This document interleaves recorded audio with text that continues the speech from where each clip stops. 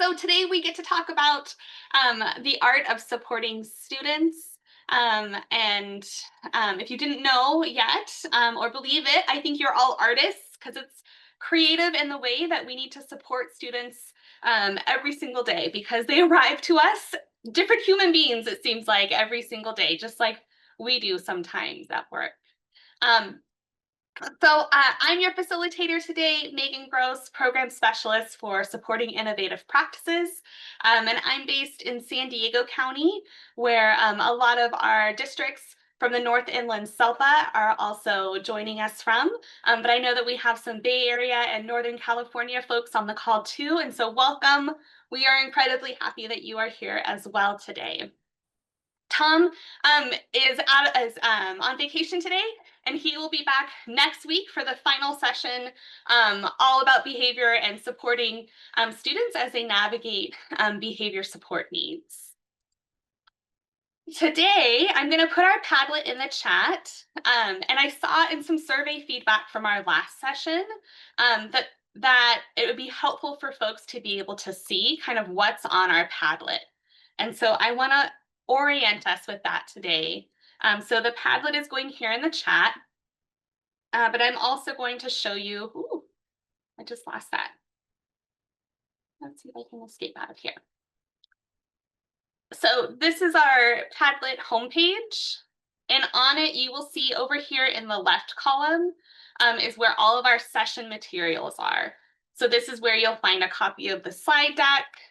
There's where the surveys are, the certificate of completion for the end of each session. And then you're going to find resources for all of our sessions. We build on this each week.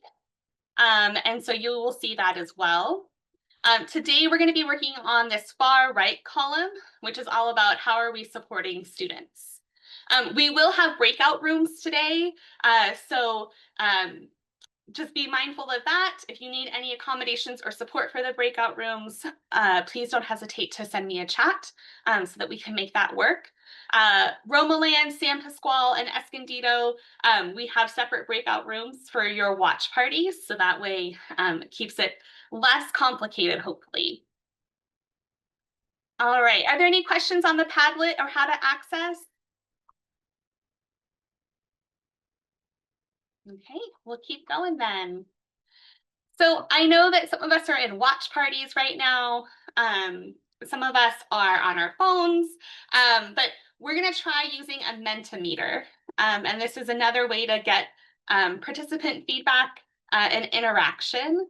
And so what you'll do is you'll scan the QR code with your phone, or if you're on a computer, you can go to menti.com and put in the code 7517-8297.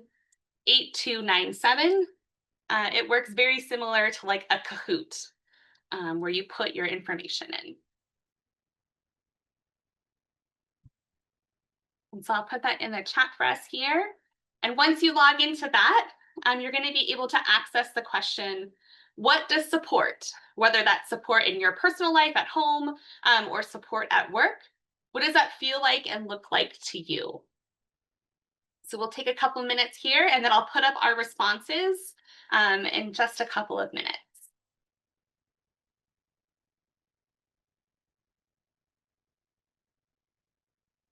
And if anyone's on their phone and it's too much of a pain to get into the Mentimeter, please feel free. You can also add your ideas in the chat as well.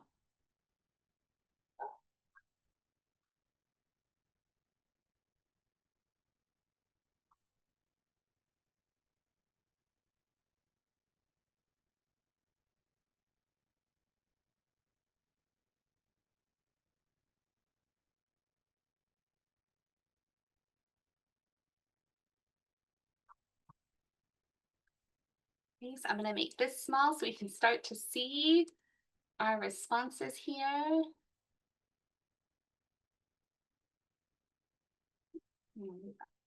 QR code. All right, so support for us looks like positive reinforcement, check-ins, when individuals listen to my needs and provide feedback, being heard when in a difficult spot, When someone is there cheering for you and willing to help when needed, working together, anticipation, when someone can anticipate your needs, absolutely. Okay, having support from families makes you feel supported at work. Um, to listen with the understanding of thoughts and feelings and being present. I'm sorry, I don't know how to remove this QR code. It's in our way. Um, being able to provide support, check-ins when needed, a positive attitude and an open mind, being able to have time to recharge, mindfulness, communication, clarity, space to try things on our own,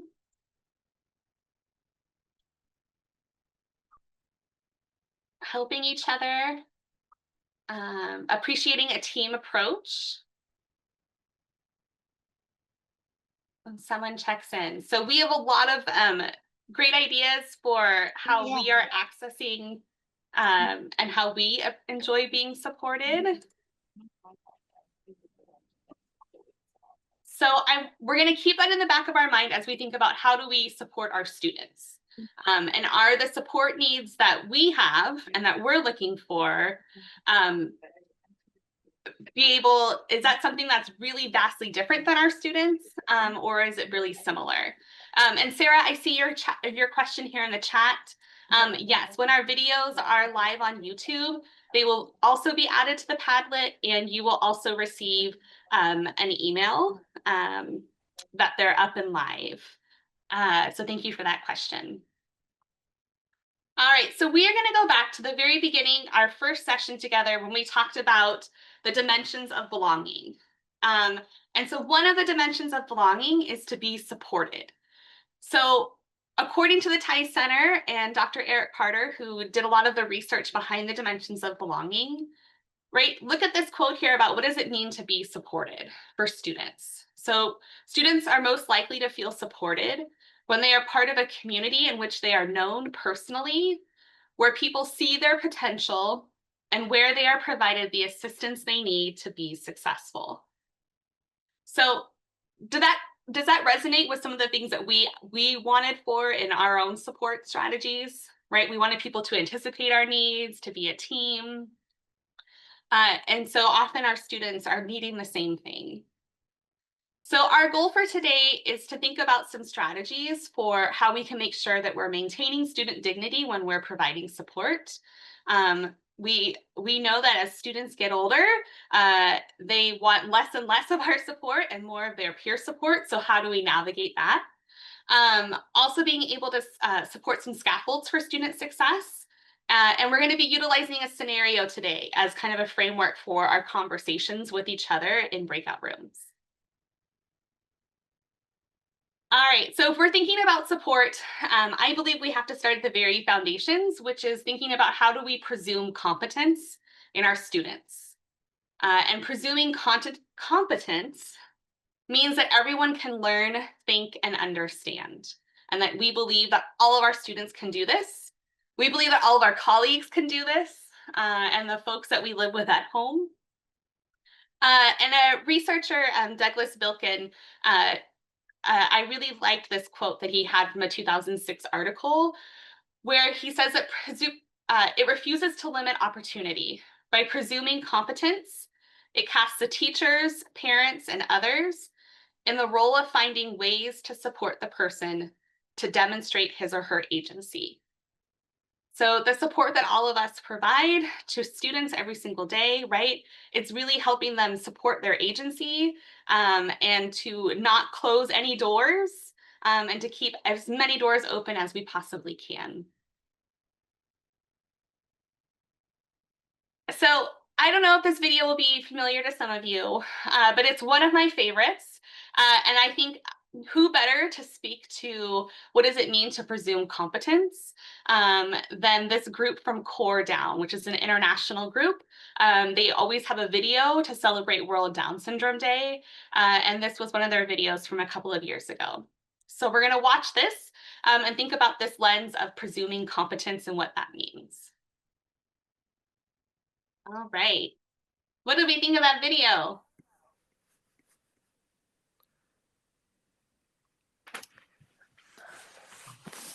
I didn't quite catch it all. I was having trouble logging in. I don't know if you can hear me at all.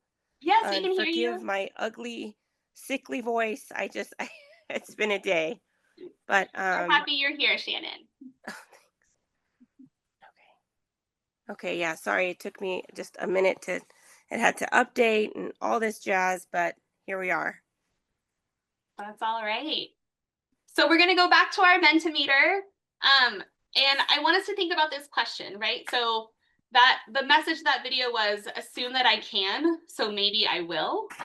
And so thinking about the students you serve, how might changing some of our assumptions help improve their outcomes, right? Being really thoughtful about what do we assume? And as you're typing that into the Mentimeter, I will give an example. So I am an education specialist by trade, but I'm also a parent to an 11-year-old and a 15-year-old. And my 15-year-old has an IEP.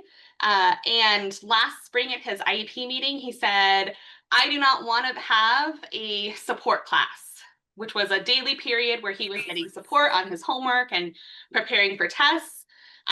And the team agreed that this would be a good opportunity for him. And this fall, school started, and my brain went to like mama bear protection, right? I was like, okay, like, so should we have check-ins? Like, should I be your study skills teacher? And my 15-year-old looked at me and said, what? No, I gotta figure out how to do this, mom. Like, are you out of your mind? Like, absolutely not. I can do this. Um, and also he was calling me out on kind of my assumption that like maybe he couldn't, right? And so I think it's really great when we have students call us out on that. And it's also helpful when we're with our peers and they can help us as well be positive in that regard. Is our Mentimeter working for our next question, or did it freeze? It says, what support at home/work feel/look like to you? Oh, bummer. Okay. This is what happens when we try a new technology. Okay. Okay, feel free to put it in the chat. Vicki put in there, believe the positive. Yes, you can. Romaland said that they agree that this is true.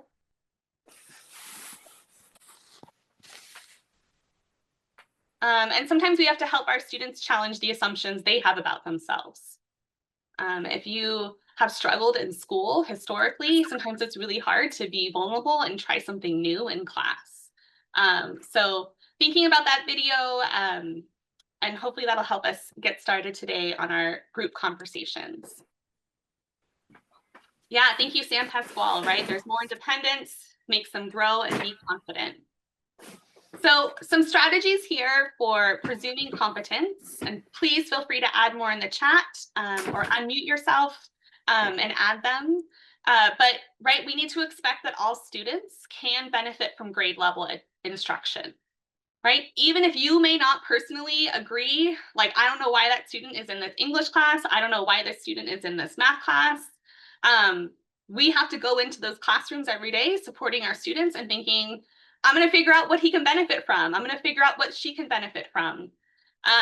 We want to make sure that our students have a place in the classroom, right? That there's a desk for them. If they're younger students, right, that there's a name tag, that they're a part of the class jobs, even if they're only in class for 30 minutes or an hour a day. We need to make sure that as we're focusing on our communication, that we are using age-appropriate vocabulary, topics, and tone of voice with students.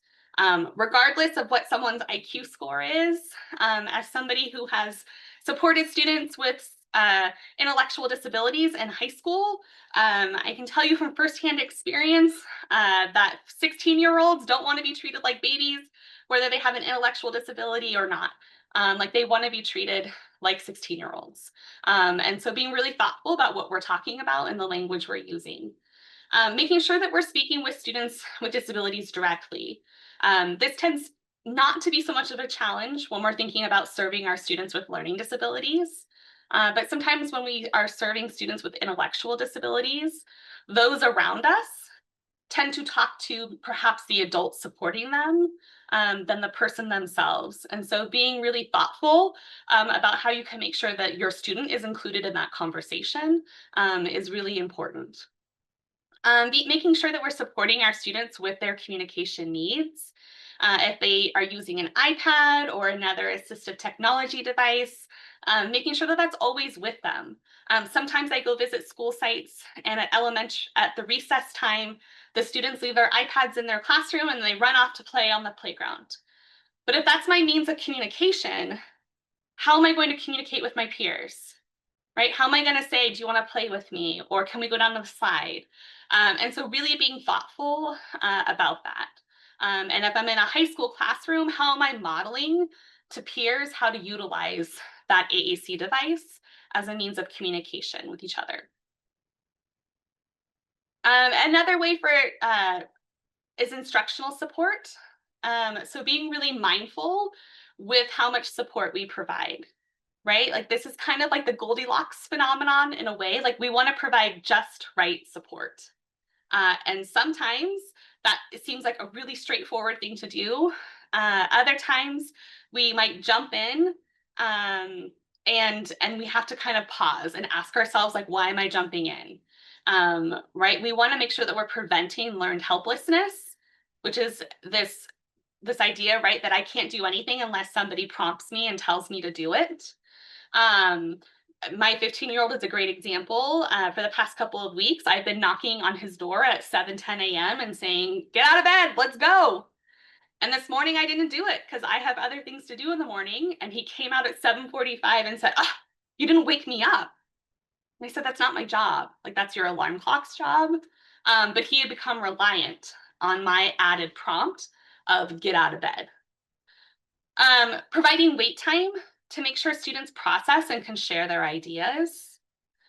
Making sure that we are providing accommodations, offering accommodations for older students, facilitating peer supports, and scaffolding that instruction, right? If a teacher's only giving verbal instructions, maybe we need to jot some down on a sticky note and just put them on the student's desk and walk away, right? Like just to provide some added support that we think our students might need to be successful. Other strategies that you might have for presuming competence, feel free to put those in the chat for us, or any questions you may have.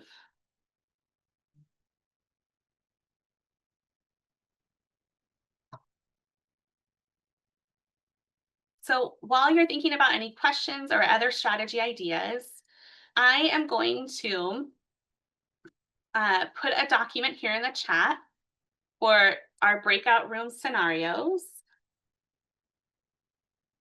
And you're going to have the opportunity to choose which scenario you are in. So if you are in a large group watch party, I have Romaland, Orange Glen High School, and San Pasqual High School. If there is another school that I'm missing, if you could put it in the chat so that I can add your room. So if you are not at a watch party, you will get to choose which breakout room you go to based on your interests. So we have 4 scenarios. The first scenario is elementary school level students who are working in a group project in their science class. The second one is an elementary group example as well, and it's on math centers. Our third example is middle school, and it's math. And our final scenario is high school. It's history, and it's also a group project. So you'll see in your scenarios, and if you didn't get it in the chat, it is also here on our Padlet. You'll see that I've given you the grade, what the activity is, what the task has been that the teacher's assigned, and then who are the group members and the students' names and what the identifying disability might be, in case that is supportive for you when thinking about strategies. And so for each of these scenarios, you'll read the scenario here about what's happening. And then as a group brainstorm, how might you support that student, right? What are ways that we might support the student in being successful in that task. So you're only going to choose one scenario to work on. And just as a group, you're just going to talk through, like, how would I handle this in my situation, right? What are some ideas that I have? What are some things that I've tried that have worked? Or I'm really stumped, like that happened to me today, and everything I used in my toolbox didn't work. Are there questions about what we're going to do in our breakout rooms?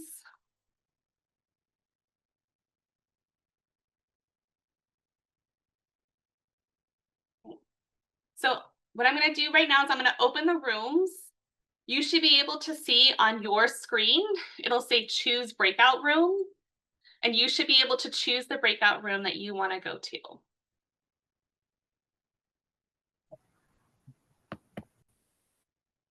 All right, can we start with the elementary math breakout room? What strategies did you all come up with to support a student and his activities? I think that's me. That's the student with the learning disability. Yes. Is that right? Number 2? Yep, I can pull that up too if it's helpful. Okay. No, it's okay.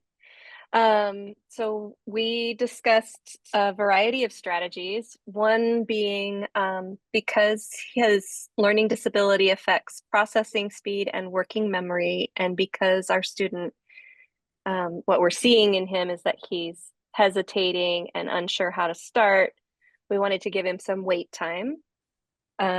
We also thought providing a visual of the steps of what's expected of him, even if we just grab a whiteboard and put like some different steps of what the students are doing, could help.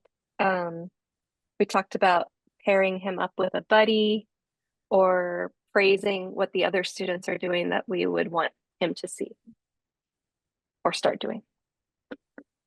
Wonderful, thank you. Did any other group also do the elementary math?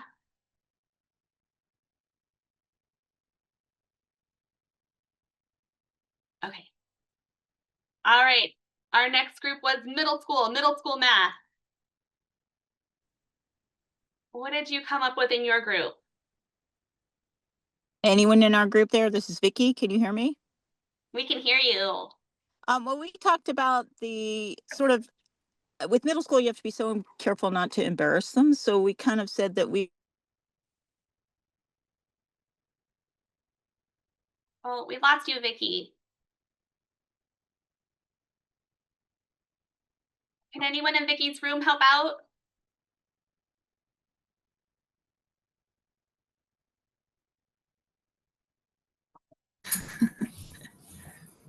Hi.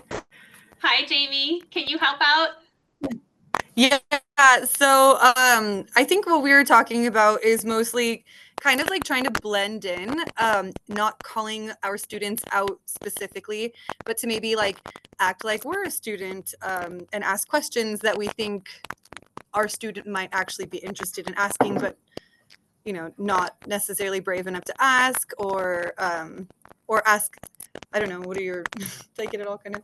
Yeah, or just like I have another person with me that's in the class also. So having the student's partner kind of re-teach in the students' terms. That was kind of Great. always said. Yeah, so some peer supports. That blending in piece is so critical, right? Like to make sure that we're not targeting anybody for support because they feel that stigma is so real, especially the older students get. I used to, when I was supporting in middle school, I would talk to every other student at the group except for the student with the IEP, my first go around. Because they were always hiding like this anyways, of like, don't acknowledge me, don't acknowledge me. Definitely. To start building that support. So thank you for identifying that. All right, our next group, Romaland. Do you have something that you all could share for a case study you did? Yes, we'll go ahead and share. There was actually 2 groups that did the 7th grade geometry lesson. Awesome. And very similar, they mentioned that checking in with the student first, and then maybe, fading away, coming back. because we know that with seventh graders, sometimes it's true, they don't want to ask for help. One of the group members did mention maybe showing the student the step that they're on and what could be like the next step.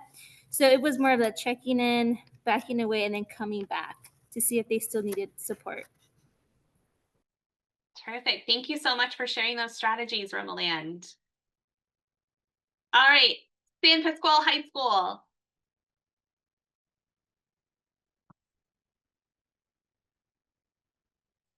So what ideas that I see here in the chat, you had assigned specific group roles for students. Yes, yes, yes, yes, right? This is my biggest pet peeve as a teacher, is that we have to have some group roles. Nothing like makes me cringe more than like find a partner, because we know that there's going to be a group of students who aren't going to find partners. So assigning specific group roles, periodic checks for understanding would also be helpful for this student. Okay. So thank you all for engaging in our activity here around how would we provide some supports. And so as we're thinking about this, and I was writing down the different ideas that you had, and I would love for you to kind of look at this prompting ladder too. So one of the things that there's a ton of research on in special education is really thinking about the types of supports that we give students in terms of a prompting hierarchy. And this is organized from kind of most intrusive, right, where you need the most support, you're kind of in the student's space and bubble the most, all the way down to the least intrusive, like invisible or materials, natural cue. These are things that are happening already in the environment, right? And so something that I notice within myself and my own practice is that my tendency is to start here with a verbal prompt, which is way up here in the ladder as like most intrusive. And so when you think about some of these other cues like wait time or a gesture, an indirect verbal prompt, we have to be really intentional with those strategies. Some of us may have to like cue ourselves of like, okay, I'm going to wait 15 seconds. The teacher has given the direction. I'm going to wait. After that wait time, I'm going to kind of scan the room and see what are the other classmates doing. Sometimes there's this pressure as folks who provide support through special education. There's this pressure that we might feel that our students have to get it right and they have to be ready, and because you know they've had to earn their place to be there, right? And that shouldn't be the case. And so if you're looking around the classroom and half the class is off task, then why do you have to provide another cue to just one student, right? Who else might also need that cue? As a former high school teacher, I would support students' inclusion in a variety of classes. And senior year of high school, the final trimester of high school, first period civics class. Those of you who support in high school, are students really excited first period in the morning? Are they like super engaged? Are they really alert? No, not at No. all. Thank you, Shannon. So I was supporting a student with autism in that classroom, and along with a paraeducator, and I was getting this text message of like, you know, like so-and-so's falling asleep in class. Like I try to like wake him up, but he's not waking up. And the first thing I wrote back was, is anyone else asleep in the class? And she wrote back, LOL, like half the class is asleep. And I said, then that's not your like battle to fight, right? Like he doesn't like, if half the class is also engaging in this behavior, this is not a student specific need. This is like a class need. And we certainly had a conversation with him outside of the classroom at a different time of like, hey buddy, like this is your last class. Like, can we please just finish this? But I think being really mindful of ensuring that the expectations are equitable. The students shouldn't have to be perfect to earn their spot in that class. And sometimes we prompt too much, and students can watch, right? Like I can see that no one else is doing this, No one else has an adult like nagging them to get it done. And sometimes our prompting inadvertently leads to behavior challenges, right? Because students are like, enough, like, leave me alone, stop. And it can be hard for us to see that in the moment. So what we have for you here is a tool. It's actually from a group, 2 women who run this company called Inclusive Schooling, and they do beautiful graphics and supports. If I can find my copy, there we go.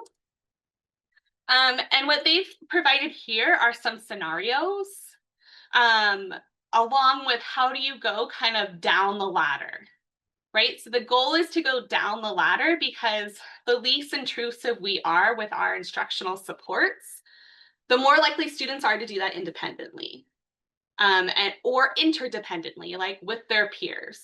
And so what I'd like us to do here is, if possible, if you're able to open up this file and take a look at it, what you're going to notice, is that the scenarios are in the beginning. So it starts with an early childhood example, elementary example, high school example. It defines what all of the prompts are and what they mean. And then it also just provides kind of that just visual cue for us to think about, where are we on the ladder. So what I would love for us to do is, I would love for us to go back to our rooms that we were just in our breakout rooms, and think about the supports that we provided, right? We want to blend in, we want to ask questions to peers. And where are we? Where are our supports landing on the prompting ladder? And what might be one other support we can do that would be less intrusive, right? That would be something that we want to try first.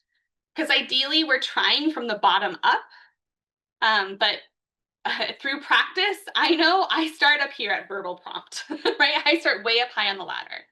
So I'm going to open up our rooms one more time. This will be a shorter breakout room, and we'll talk through that prompting ladder together, of what could we do that was lower? How could we provide an indirect verbal prompt or a gesture? What could we do that's less than a verbal prompt? All right, welcome back, everyone. What's one other strategy we thought of to be lower on the ladder of prompting? Elementary math. Okay, so that's me. My group came up with modeling. So sitting next to the student and kind of modeling the assignment that we're supposed to be doing. We came up with gesture, like just pointing at the material, kind of hint, hint. This is what, again, this is the assignment we're supposed to be doing right now. And just kind of just giving them a little bit more time. Yeah, thank you for that. And thank you for thinking about how to model that activity, right? That's so important, I think, especially in early childhood. Like, this was a 2nd grade student that you all were talking about, and it's like very appropriate to like be on the ground with the blocks, right? And oh yeah, kind of going through those motions together. Mm-hmm. I have also done the same thing with high school students, right? Of like, how would I work out this problem? Oh, I could see where you might get stuck, because I'm stuck, right? Like, or even modeling, I got to use this resource, right? I don't remember SOHCAHTOA. Like, it's been a long time since I've done angles in geometry. So yeah, thank you for sharing the modeling. Middle school math, what did you all come up with?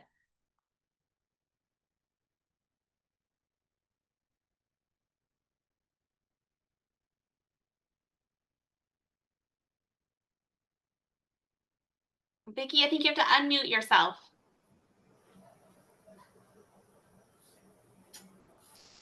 I'll let Vicki do the talking this time. Does that work? Is it working? Yes, that works. There you go. Me? Yeah. Okay. Well, we just sort of talked about like using a peer person to say, okay, we were just talking about the fact that sometimes we're in and out of classrooms and we come in and we need to clarify what's being said. And so we'll ask maybe a peer to explain it to us, and that maybe helps that student as well. It's not such a direct, hey, what's going on? And if they don't know what's going on, maybe we get a peer to be able to explain it to just a different manner or different means to help out there. And we are a pretty small school, so kids know each other quite well, and generally are willing to explain to other students. We know that we have the difficulty of sometimes the students wanting us to do it for them, and we definitely try to not get caught in that trap. We want them to show some of their work, that they do understand the directions. Right. Yeah. Thank you for sharing that. Having a peer explain to you is a helpful strategy. Yeah. Thank you. Thank you, middle school math group. Thank you, Valicitos. Romalie and So basically what we do, we will just go around the classroom and ask the students they're working in groups. Like, hey, what are you guys doing? Or do you guys know how to do the steps? Do you guys like show me, or do you guys want me to do the first step? Kind of like give them like role modeling to them so they can start doing the work. Or either do you guys understand the assignment, or do you need help? And like I said, do you want me to show you the first step? And then from there, so you can understand what they're doing. Okay, so starting with, can I show you the first step? Offering choices, right? Sometimes students need to sit in that persistent struggle, productive struggle, not persistent struggle, productive struggle, and try to figure out like where do they actually need help. Thank you for that idea. I see Sam Pasquale. Sam Pasquale, I just want to shout out, as a former high school person, I love that you all put your ideas in the chat. I just think that's such a high school move to be like, yeah, we're not going to unmute ourselves. We're just going to put it in the chat. That's right. Yeah.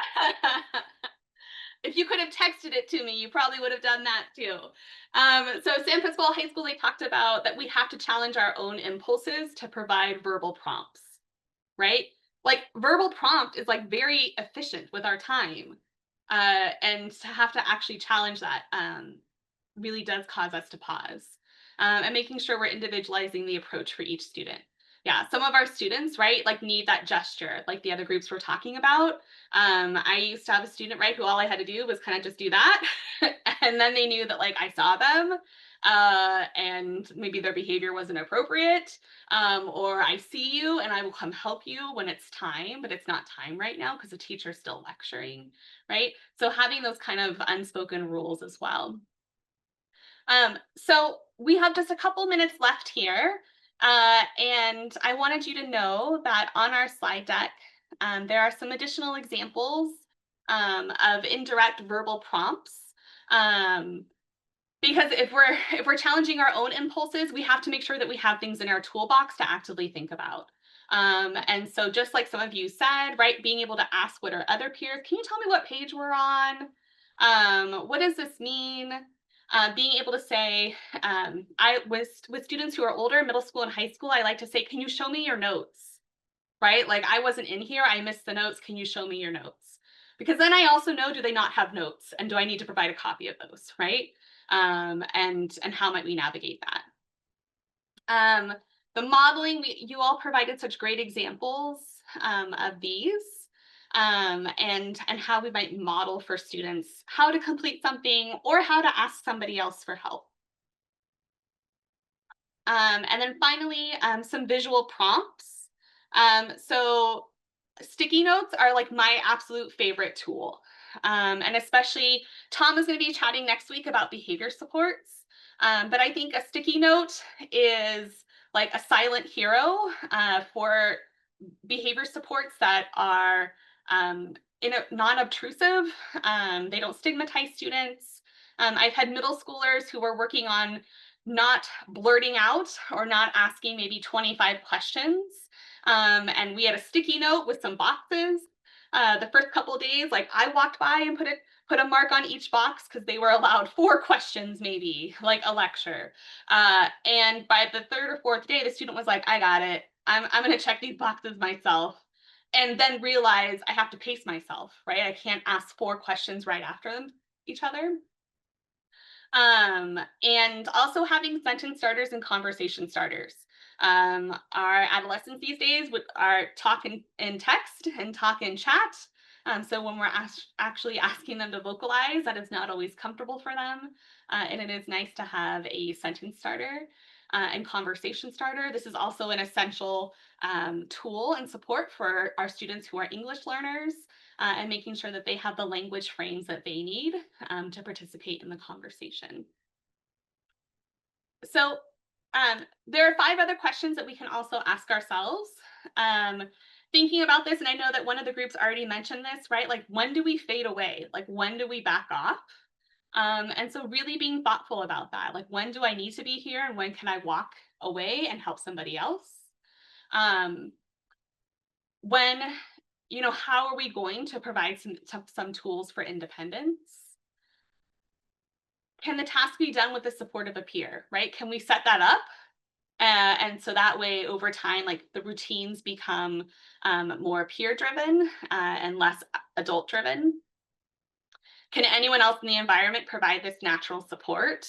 Often when I've supported students with more significant needs, like at recess or at lunch in high school, sometimes I've asked like campus supervisors, hey, could you go over and, mention, the bell's gonna ring in 5 minutes and we should really start eating because that person is naturally in that environment. And I want the student to receive the cue from someone besides me because they've probably tuned my voice out like 5 years ago, right? And also, I also want that student on the campus supervisor's radar in a non-threatening, great way, right? Like, hey, just buddy, like a reminder here. And then this last one, as paraeducators, I think you see so much in the different classrooms you are in, and oftentimes you can see like, oh, I wonder if we made this like one slight adjustment or the seating change is not working because they're seated by students who get them off task. And being able to make those recommendations to the classroom teacher, because as a classroom teacher, like I'm in my lesson, I'm in my unit plan, and sometimes I don't see the other aspects that could make our class more successful.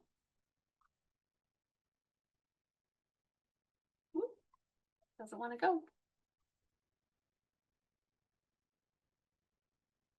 All right, so any other questions or final thoughts here in the chat? Please add them, please unmute yourself. So this is Shannon here. Hey, so is this course like a 4-part course where we would have had to have signed up months ago? Because this is my first one. Oh, I'm so happy you're here. It is 4 parts. You're welcome for any and all of the parts. Okay. If you want to stick around for a minute, I can show you where the Padlet is, where you can see the other sessions. Yes, that'd be great. I will stick around. Thank you. Awesome. You're welcome. So if we don't have any questions, I would love if you could take a moment here. We will be coming back next week. I understand last session, someone mentioned that some of you have this day off, and I apologize for that. Lucky you. We will be videotaping it, and you will have the option. Oh my gosh, that makes me sound so old, videotaping it. We will record it, and you'll be able to watch it after the fact. But we love your feedback. We really do look at the surveys and try to adjust in our planning to ensure that we're meeting your needs to the best of our abilities.